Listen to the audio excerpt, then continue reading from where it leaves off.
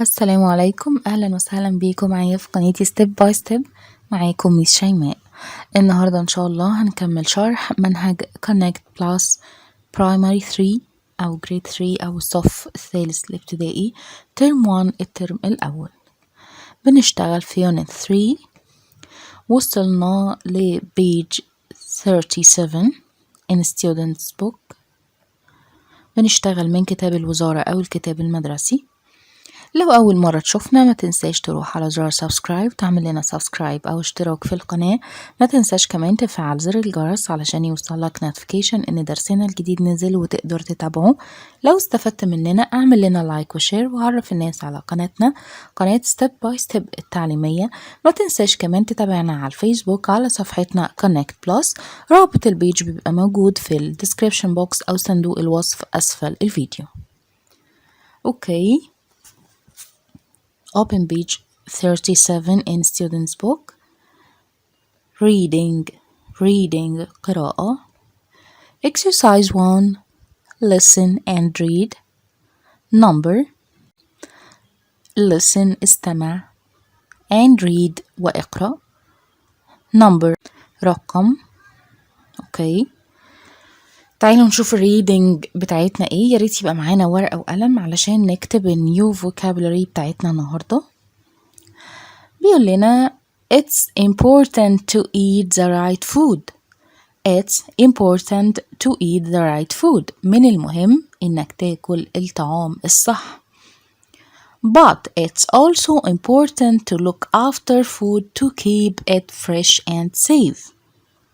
But ولكن It's also important هو أيضا مهم to look after food إنك تعتني بالطعام to keep it fresh and safe علشان تحفظه fresh طازج and safe وآمن. يبقى من المهم إن احنا نختار الطعام الصح أو الطعام الجيد، ولكن الأهم نعرف إزاي نعتني بطعامنا علشان يفضل fresh طازج وآمن أو آمن. اوكي بيقول لنا ايه كمان؟ بيقول لنا we need to preserve and store food. we need to preserve يعني نحفظ and store ونخزن. عندنا two verbs النهاردة دول new verbs. preserve يحفظ، store يخزن. we need to preserve and store food. if we don't store food properly لو مش هنخزن الطعام بشكل صحيح probably يعني بشكل صحيح if we don't store food properly it can go bad. يفسد. go bad يعني هيبقى مضر. it can go bad يبقى الطعام ساعتها مش هيبقى مفيد، هيبقى ضار. and this makes us sick وده هيخلينا نمرض.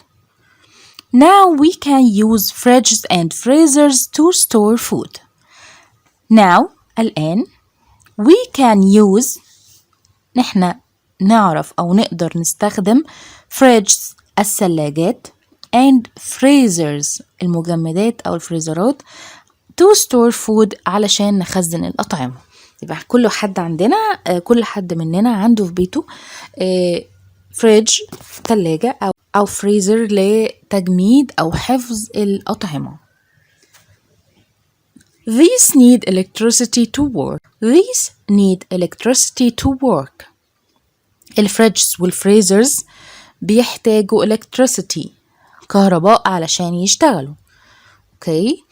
How can we preserve food if we don't have electricity? بيقول لنا how can we preserve food؟ ازاي نقدر نحفظ الطعام if we don't have electricity لو ما عندناش كهرباء. And how did people preserve food in the past؟ وازاي الناس كانت بتحفظ الطعام في الماضي. And how did people preserve food in the past؟ اوكي دلوقتي هنعرف الطرق اللي الناس كانت بتحفظ بيها الأطعمة قبل اختراع الكهرباء، قبل ما يكون عندنا فريزرات وتلاجات لحفظ الطعام، كان في طرق الإنسان اخترعها علشان يعرف يحفظ بيها الأطعمة. أوكي، عندنا 4 methods أو 4 طرق. تعالوا نشوف. number 1 بيقول لنا fire النار. people used fire to make smoked meat and fish. people used fire الناس استعملت النار علشان تصنع smoked meat اللحمة المدخنة and fish اللي هو smoked fish اللي هو السمك المدخن. اوكي، يبقى زمان كانوا بيستخدموا النار to make smoked meat and fish. we used this a long time. استخدمنا ده لوقت طويل جدا and we still use it now. ولسه لحد دلوقتي بنستخدم الطريقة دي اللي هي smoked meat and smoked fish. لحد دلوقتي بنستخدم الطريقة دي في الحصول على الأطعمة المدخنة زي السالمون smoked salmon، زي الرنجة مثلا. عندنا أطعمة كتير جدا بتبقى معمولة smoked أو معمولة محفوظة عن طريق النار. اوكي، يبقى people used fire to make smoked meat and fish. we used this a long time ago and we still use it now. اوكي، في number 2 salt اللي هو الملح. we can add salt to food to preserve it. we can add salt يعني احنا بنستخدم او بنضيف الملح علشان نحفظ بيه الطعام. it takes out the water يعني بيخرج المية من الأغذية أو بيخليها جافة أو بيتخلص من الماء اللي جوه الفودز من جوه الطعام. people use this all over the world for meat and fish. والناس بتستخدمه في جميع أنحاء العالم علشان يحفظوا الأطعمة اللي زي الميت اللي هي اللحمة والفاش الأسماك. يبقى we can add salt to food to preserve it. it takes out the water.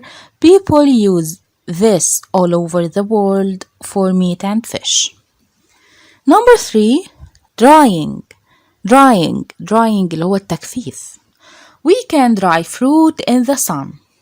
نقدر نجفف الفاكهة في الشمس.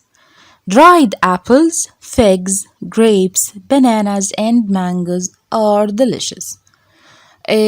dried apples اللي هو التفاح المجفف. dried figs التين المجفف. dried grapes العنب المجفف. dried bananas الموز المجفف. dried mangoes المانجا المجففة.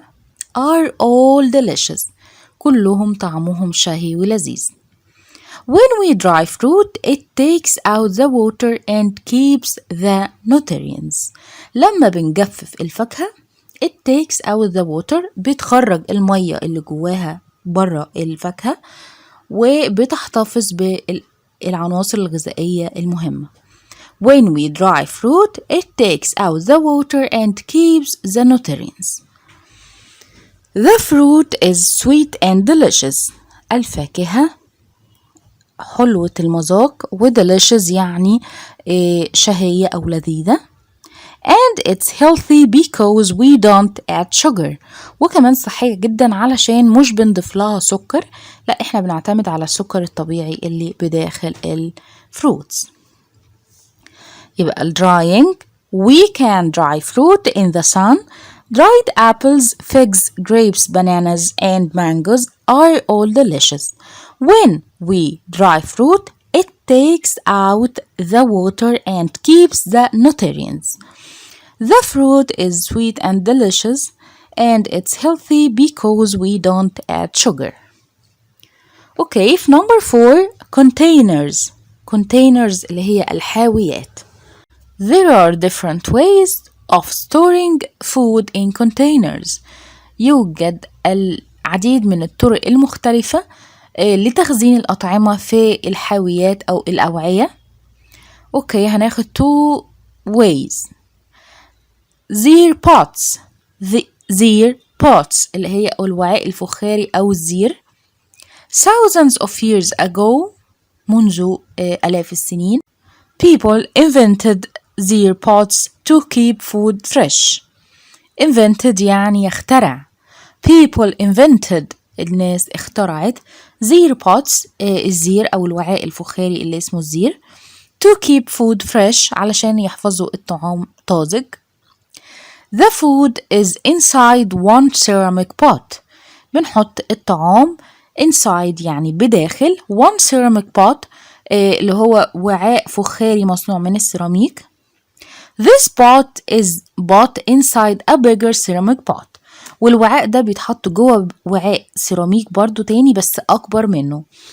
You put sand between the two pots.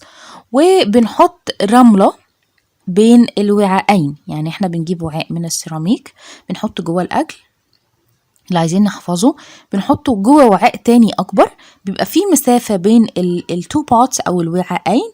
المسافة دي بنحط فيها إيه؟ بنحط فيها ساند. أوكي، طيب تعالوا نشوف بنعمل إيه كمان. You put sand between the two pots then put water in the sand. وبعد كده بنحط مية على الرمل. The water takes the heat away. الووتر دي أو المية اللي بتتحط على الساند بتعمل إيه؟ takes the heat away بتقلل من الحرارة جدا. and the food stay cool. والطعام اللي جوه البوتس أو السيراميك بوتس بيبقى cool أو بارد. اوكي، يبقى بنحط المية على الساند او على الرمل علشان نتخلص من درجة الحرارة او نخلي الوسط اللي حوالين الاكل بيبقى بارد او ساقع، نفس فكرة الفريزر او التلاجة. تاني تعالوا نقراها من الاول.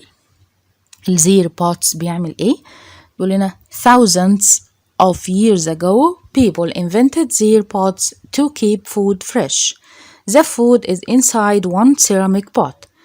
This pot is put inside a bigger ceramic pot. You put sand between the two pots. Then put water in the sand. The water takes the heat away and the food stays cool. Okay. عندنا كمان cans and jars. cans اللي هي العلب المعدنية and jars والبرطمانات. People also use cans and jars to preserve food. الناس أيضا بتستعمل العلب المعدنية والبرطمانات علشان تحفظ الطعام. You put the food in a liquid with salt. بتحط الطعام في سائل من الملح، سائل مملح أو سائل جواه ملح. and close the can. وبنقفل الوعاء أو الوعاء المعدني أو الجار. No air gets into the jar or can. مفيش هواء بيدخل جوه الجار البرطمان أو العلبة المعدنية نهائيا. No air gets into the jar or can. And the food lasts for years. والطعام بيفضل لسنوات وهو بحالته عشان مفيش هواء بيدخل جوه الجارز أو الكانز، وهي محفوظة في liquid with salt أو سائل فيه ملح. اوكي كده عرفنا الفور methods: fire, salt, drying, containers. طيب هو في رأس السؤال قال لنا نمبر، عايزين نرقم الطرق دي بناء على الصور اللي قدامنا. عندنا في picture A قال لنا ان الصورة دي بتعبر عن الدراينج اللي هو تجفيف الفواكه، عشان كده في السكوير ده كتب لنا ان دي الطريقة نمبر 3 او الدراينج. اوكي طيب picture B يا ترى دي salt. excellent، لان احنا بنستخدم ده fish او salt fish او سمك او فسيخ، فاحنا هنا هنقول ان دي السولت علشان. طيب picture C containers اللي هي الزير بوتس او الوعاء الفخاري. picture D fire هو النار. اوكي exercise 2 read and complete. اقرأ واكمل. اوكي، هنا عندنا الوورد بوكس فيه مجموعة من النيو ووردز او الكلمات الجديدة او الافعال كمان. هنحط كل كلمة في مكانها الصحيح. الكلمات هي salt ملح، containers اوعية او حاويات، water ماء، nutrients عناصر غذائية، electricity كهرباء، preserve يحفظ. اوكي، في number 1 when we dry food لما بنجفف الطعام we take out the water and keep the لما بنجفف الطعام we take out بنخرج المية and keep the nutrients excellent وبنحتفظ بالعناصر الغذائية. طيب number 2 we add احنا بنضيف to food to we add salt excellent بنضيف الملح للطعام to preserve it علشان نحفظه. number 3 we can store food in نقدر نحفظ الطعام في containers excellent containers اللي هي الأوعية أو الحاويات. number 4 we need to store food in a fridge علشان نخزن الطعام في الثلاجة we need electricity excellent.